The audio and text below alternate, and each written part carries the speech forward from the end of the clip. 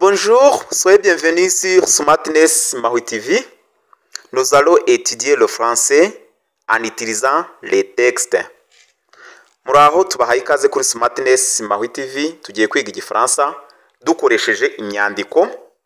Cyane ko nkuko mpora mbisubiramo, gukoresha imyandiko nibwo buryo bwiza, bituma uvuga kuriya urimo kwifata kugira ngo wifate amajwi, kuriya uba usubiramo, kuriya uba usoma usubiramo nanjye uko nasomye, kuriya mba nasobanuye amagambo ugasoma noneho ugasoma wifata amajwi umwandiko wose, bituma ufata igifaransa mu mutwe, noneho nazakwigisha n'ibindi bijyanye nacyo, bigatuma hari ahantu byibuze wigeze guhurira nacyo, warakivuze waracyumvishe, kandi amagambo wasomeye mu mwandiko burya ntago uyibagirwa.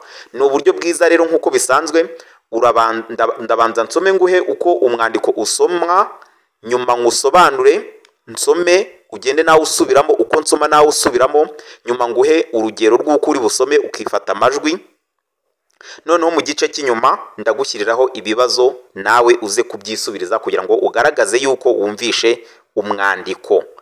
Nongeye kwibutsa abantu bari mu mahanga, cyane abagezeyo vuba, bari mu Bufaransa, bari mu Bubiligi, abari Canada, ku bantu bataramenya igifaransa, mu nyandikire mfite amasomo y'umwihariko mpa abatangizi, tukagendana intambwe ku ntambwe, kandi rwose ibiciro biroroshye, ni nk'ubuntu, ni ubwitange nk'uko mbikora kuri Smartness Maui TV.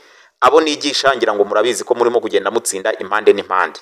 Reka tugende rero ntabatindiye, reka mbanze mbasomere twihuse. Wowe utarakora like, share, subscribe ngira ngo igihe ni iki, ubundi tukagendana neza umwanya ku wundi. Pourquoi je ne suis pas sur la photo? Kigali, le 3 mai 2020. Cher Zachary, je t'écris parce que tu es mon meilleur ami. Il m'est arrivé quelque chose de terrible. Hier, dimanche, on était assis tous ensemble. On regardait l'album des photos de famille. Personne ne remarquait rien. Alors, ma gorge s'est serrée et j'ai senti que j'allais pleurer. Je suis parti en courant à l'autre bout de la cour. Papa et maman ont envoyé ma sœur Dina me chercher. Elle s'occupe toujours de moi car je suis le plus petit de la famille. Qu'est-ce qu'il y a, Titi? Pourquoi tu as de la peine? Pourquoi tu pleures, Titi? Dis-moi, qu'est-ce qu'il y a? Alors, j'ai posé ma question. Pourquoi je ne suis pas sur les photos? Mais si, voyons Titi, tu n'as pas bien regardé. Non, j'ai bien vu. Je ne suis pas sur les photos avec grand-papa. Je ne suis pas sur les photos du mariage de grand-sœur et tant. Il y a plein de photos où on ne me voit pas. Zachary, prends l'album photo de tes parents et regarde si tu es partout. Écris-moi si c'est pareil chez toi. Comme je suis triste. Ton ami Titi. Pourquoi je ne suis pas sur la photo? Kuki ntari ku ifoto? Kuki ntagaragara ku ifoto? Hano hari ibaruwa yanditswe na Titi ayandikiye Zachary. Ubwo ibaruwa rero yayise ngo kuki, pourquoi je ne suis pas ntari sur la photo, kuki ntari ku mafoto. Kigali, le 3 mai 2020. Ku itariki, donc ibaruwa yandikiwe i Kigali ku itariki 3 z'ukwezi kwa gatanu 2020, mu mwaka wa 2020. Aragira ati, cher Zachary, iriya ni formule murabona uko nabyanditse, ni uko nguko bandika amabaruwa. Cher Zachary, kuri Zakaria. Vous allez répéter. Pourquoi je ne suis pas sur la photo? Pourquoi je ne suis pas sur la photo? Kigali, le 3 mai 2020. Cher Zachary. Zachary ni izina ry'umuntu. Zakaria. sinzi mu Kinyarwanda biba hari ukundi babyita.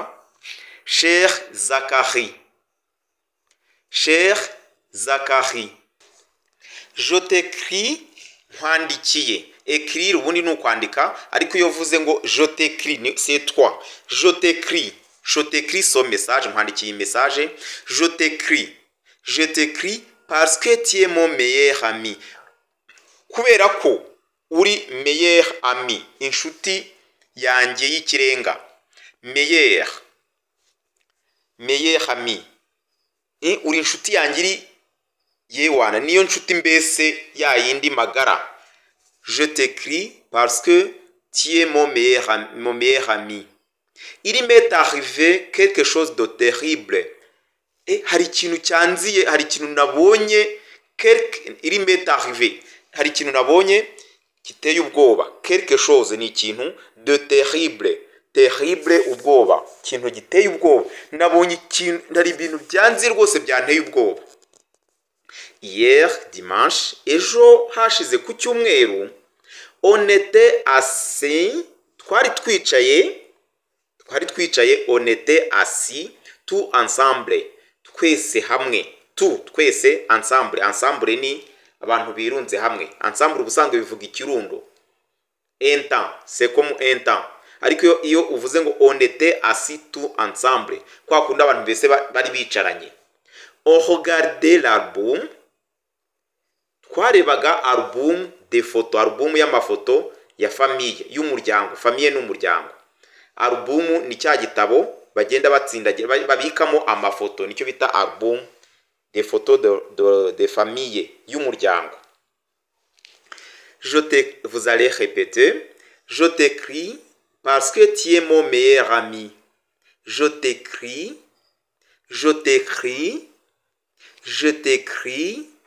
parce que tu es, c'est le verbe être, ivuga kuba, kuko uri. Parce que tu es mon meilleur ami. Parce que tu es mon meilleur ami. Il m'est arrivé quelque chose de terrible. Il m'est arrivé quelque chose de terrible. Hier dimanche, on était assis tous ensemble.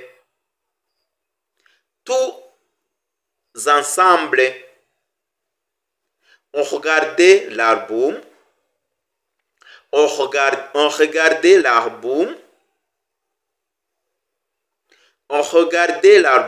des photos de famille. On regardait l'album des photos de famille. Je t'écris parce que tu es mon meilleur ami. Il m'est arrivé quelque chose de terrible. Hier, dimanche, on était assis tous ensemble.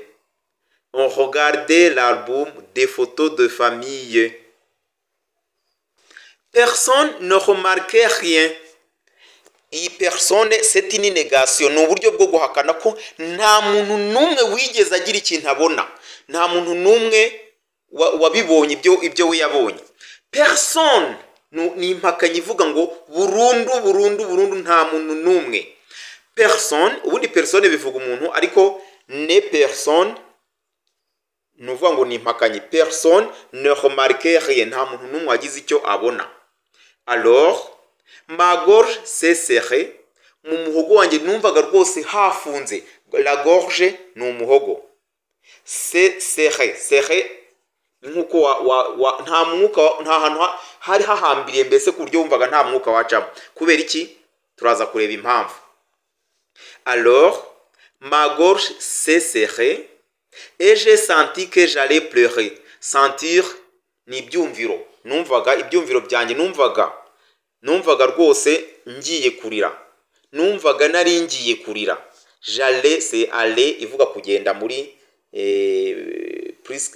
imparfait. Pleurer ni ukurira. Et j'ai senti que j'allais pleurer. Je suis parti en courant. Nagiye niruka. Je suis parti. Naragiye en courant. Ça vient du verbe courir.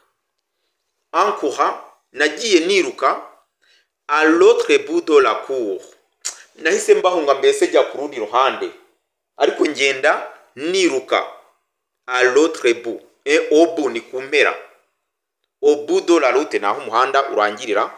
Au bout de la cour ni kumpera z'ikibuga. Vous allez répéter. Personne ne remarquait rien. Personne ne remarquait rien. Personne ne remarquait rien. Alors, ma gorge s'est serrée.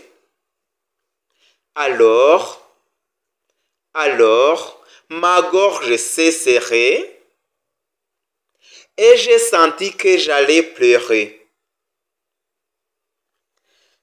Et j'ai senti que j'allais pleurer. Je suis parti en courant. Je suis parti en courant à l'autre bout de la cour. À l'autre bout de la cour. Personne ne remarquait rien. Alors, ma gorge s'est serrée et j'ai senti que j'allais pleurer. Je suis parti en courant à l'autre bout de la cour. Nizere ko mwafashe murimo kubyandika muri ya makayi yanyu. Buri wese ugomba kwiga igifaransa tugomba gukorana, ntabwo agomba gukoresha telefone. Ugomba kwandika ku buryo ubutaha iyo ugiye kubireba ubireba mu buryo bikoroheye no gukora isubiramo bikakorohera. Niba uri umunebwe bivemo. Kwiga ntabwo ari ugukina. Niba ufite gahunda yo kwiga, niba ushaka kumenya igifaransa bikore ubikunze. Niba bitakurimo wita umwanya wawe, niba bikurimo bikomeze. Twakomeje. Papa et maman ont envoyé ma sœur Dina. Papa na mama ont envoyé nukohereza nugutuma. Batumye ma sœur mushiki wanjye Dina witwa Dina me chercher kunshaka. Papa et maman ont envoyé ma sœur Dina me chercher. Elle s'occupe toujours de moi. Elle s'occupe toujours de moi. Elle s'occupe, occupe, nuvuga ngo buri gihe abanyitayeho. Kokipa umuntu ni ukumuba hafi, kumugaburira, kumurera. Donc niwe ni nkaho amushinzwe. Toujours byiteka byisubira mu buri gihe. De moi njyewe. Elle s'occupe toujours de moi. Car kuko je suis le plus petit de la famille. Le plus petit ni muto kurushaho. Plus ni kirushijeho. Le plus petit de la famille niwe mutoya mu muryango. Amwitaho cyane kubera ko ari we mutoya mu muryango. Le plus grand niwe munini. Le plus petit niwe muto. Qu'est-ce qu'il y a Titi? Titi habaye iki? Qu'est-ce qu'il y a? Ni ibiki? Qu'est-ce qu'il y a? Qu'est-ce qu'il y a Titi? Il y a ubundi bivuga hari. Ariko nkano mu kibazo bivuze ngo qu'est-ce qu'il y a? Habaye iki? Hari iki? Ni ibiki? Niyo mpamvu kwiga ukoresheje imyandiko bigufasha. Bituma umenya contexte y'ijambo nyirizina. Vous allez répéter. Papa et maman ont envoyé. Papa et maman ont envoyé ma sœur Dina. Ma sœur Dina me chercher. Me chercher. Elle s'occupe toujours de moi. Elle s'occupe toujours de moi. Elle s'occupe toujours de moi. Car je suis le plus petit. Je suis le plus petit de la famille. Car je suis le plus petit de la famille. Qu'est-ce qu'il y a, Titi? Qu'est-ce qu'il y a, Titi? Qu'est-ce qu'il y a, Titi? Papa et maman ont envoyé ma sœur Dina me chercher. Elle s'occupe toujours de moi car Je suis le plus petit de la famille. Qu'excria Titi. Pourquoi tu as de la peine? Kuki ufite ni nko kuvuga ngo ni nka panike. Kuba umuntu yapanitse ukabona umuntu mbese ntabwo asanzwe. Kuki ufite panike? Pourquoi tu as de la peine? Pourquoi tu pleures? Kuki urira? Titi, kuki urira Titi? Dis-moi, mbwira. Ni nko kuva mu cyongereza. Tell me. Dis-moi. Qu'est-ce qu'il y a? Ni biki? Byagenze bite? Qu'est-ce qu'il y a? Alors, nuko, j'ai posé ma question. Niwe nabajije ikibazo cyanjye. J'ai posé nukubaza. Poser la question nukubaza ikibazo. J'ai posé ma question. Nabajije ikibazo cyanjye. Pourquoi je ne suis pas sur les photos? Kuki ntari ku mafoto? Kuki ntari ku mafoto? Nabajije ikibazo cyanjye ni kubera iki ntari ku mafoto? Vous allez répéter. Pourquoi tu as de la peine? Pourquoi tu as de la peine? Pourquoi tu pleures, Titi? Pourquoi tu pleures, Titi? Dis-moi. Dis-moi. Qu'est-ce qu'il y a? Qu'est-ce qu'il y a? Qu'est-ce qu'il y a? Alors, j'ai posé ma question. Pourquoi je ne suis pas sur les photos? Pourquoi je ne suis pas sur les photos? Pourquoi je ne suis pas sur les photos? Pourquoi tu as de la peine? Pourquoi tu pleures, Titi? Dis-moi, qu'est-ce qu'il y a? Alors, j'ai posé ma question. Pourquoi je ne suis pas sur les photos? Mais si iyo mu buryo bw'impakanyi no mu buryo bwemeza iyo umuntu avuze ngo iyo umuntu akubajije ahakana uravuga ngo si. Nshobora kukubaza tu n'as pas mangé? Si. Ubwo mba nemeje ko ntariye. Ntabwo wariye? Si. Tu n'es pas content? Si. Ntabwo wishimye? Iyo mvuze ngo si mba mvuze ngo yego ntabwo nishimye. Hano rero yaramubwiye ngo merci. Yego nibyo. Ntabwo uri ku mafoto. Voyons turebe. Voyons Titi, turebe Titi. Voyons c'est le verbe voir. Voyons. Voyons Titi. Tu n'as pas bien regardé. Ntabwo warebye neza. Tu n'as pas bien regardé. Tu n'as pas bien regardé. Ntabwo warebye neza. Non. Oya. J'ai bien vu. Narebye neza rwose. J'ai bien vu. Vu du verbe voir, c'est le participe passé du verbe voir. Vu. J'ai bien vu. Narebye neza. Je ne suis pas sur les photos. Sindi ku mafoto. Je ne suis pas sur les photos avec grand-pa. Avec grand-pa ni ukuvuga ngo na sogokuru. Grand-pa. Na papa wanjye mukuru. Na sogokuru. Pa ni imvugo nyine ni imvugo avec grand-pa yashaka kuvuga papa nyine. Je ne suis pas sur les photos du mariage. Nta nubwo ndi ku mafoto y'ubukwe bwa eta. Nta nubwo ndi ku mafoto y'ubukwe bwa eta. Turaza kureba noneho ni ukubera ko uyu mwana atari ku mafoto ya buriya bukwe. Ni iki cyari cyabaye mu bifore? Nubwo umwandiko utararangira ariko mu gice kindi tuzamenya impamvu n'umwana atari ari ku mafoto nuko byagenze kugira ngo akomeze ahati ibibazo kuko yanje guceceka. Mwayifora ariko buriya mubitekereje nshatse nabakopeza. Ni ukubera ko uno mwana atari mu mafoto kandi abandi bayarimo. OK, vous allez répéter. Merci. Voyons Titi. Voyons Titi. Tu n'as pas bien regardé. Non, j'ai bien vu. Je ne suis pas sur les photos avec grand-pa. Non, j'ai bien vu. Je ne suis pas sur les photos avec grand-père. Je ne suis pas sur les photos du mariage de grande sœur Ethan. Ntabwo ndi ku mafoto y'ubukwe bwa mushiki wanjye Ethan. Il y a plein de photos. Il y a plein. Plein ni cyuzuye. C'est le contraire de vide. Vide kirimo ubusa. Plein cyuzuye. Au féminin on dit pleine. Il y a plein de photos. Hari amafoto yuzuye rwose, amafoto ahantu hose aruzuye. Il y a plein de photos où on ne me voit pas. On ne me voit pas.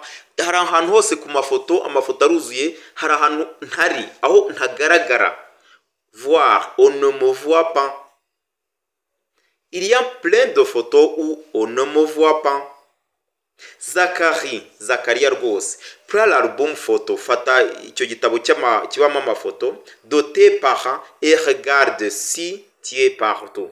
Fata icyo gitabo cy'amafoto y'ababyeyi bawe urebe niba uwo urimo.